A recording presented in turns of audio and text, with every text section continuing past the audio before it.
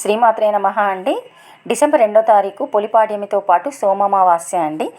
ఆ రోజు ఎవరైతే స్త్రీలు సుమంగళిగా ఉండాలి అని కోరుకుంటారో, వాళ్ళ పిల్లల యొక్క భవిష్యత్తు బాగుండాలి అని కోరుకుంటారో, వారు ప్రొద్దునే లేచి స్నానాది చేసుకొని పూజా పునస్కారాలు అన్నీ పూర్తి చేసుకొని శుచిగా శివాలయానికి కానీ లేదా ఎక్కడైనా పెద్ద రావి చెట్టు ఉన్న చోటికి వెళ్ళి చెంబులో నీళ్లు పూజా సామాగ్రిని అన్నీ తీసుకొని వెళ్ళి చెట్టుకి రాగి చెంబుతో నీళ్లు పోసి పూజ పూర్తి చేసుకొని, అంటే దీపధూప నైవేద్యం ఆ యొక్క రావి చెట్టుకి సమర్పించి ఆ తర్వాత 108 ప్రదక్షిణలు చేసి తమ యొక్క మాంగళ్య బలం పెరగాలని కోరుకోవాలి.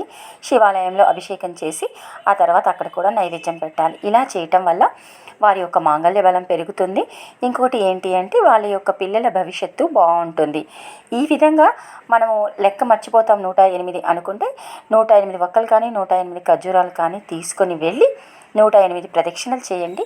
చెట్టు ఎప్పుడు కూడా లేతగా ఉండే చెట్టును మాత్రం ఎంచుకోకండి. చాలా ఏళ్ళనాటి చెట్టు ఉంటే చాలా మంచిది. అది గుడి ఆవరణలో ఉంటే ఇంకా మంచిది. ఇలా చేయటం వల్ల మీ మాంగళ్య బలం పెరుగుతుంది. దీనికి సంబంధించిన కథ ఏంటి, అసలు ఈ సోమామావాస్య ఎందుకు చేస్తారు, దీని వెనుక ఉన్న కథ ఏంటి, పూర్వంలో ఉన్న కథ ఏంటి, ఇది నా ఇంకొక వీడియోలో వివరంగా ఉందండి.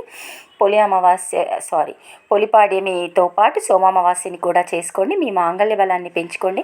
మీ పిల్లల యొక్క భవిష్యత్తు అనేది బంగారంలా ఉండాలి అనుకుంటే ఈ సోమామావాస్య వ్రతం ఏదైతే ఉందో దాన్ని నిష్టగా పాటించండి. ఉపవాసం ఉండే ఓపిక ఉన్నవాళ్ళు రోజంతా ఉపవాసం ఉండొచ్చు, లేదా ఏకభుక్తం అంటే ఒక పూట భోజనం చేయొచ్చు, లేదా ఒక పూట భోజనం చేసి రాత్రి టిఫిన్ చేయొచ్చు, లేదా ఇంకా అనారోగ్య సమస్యలు ఏవైనా ఉంటే ఉపవాసం లేకున్నా పర్వాలేదు. కానీ ఖచ్చితంగా మార్నింగ్ ఎప్పుడైతే పూజ చేస్తారో, మీరు ఇంట్లో చేసుకొని గుడికి వెళ్ళి రావి చెట్టు ప్రదక్షిణ చేస్తారో అప్పటి వరకు మాత్రం మీరు ఏమీ తినకుండా ఉంటే చాలు.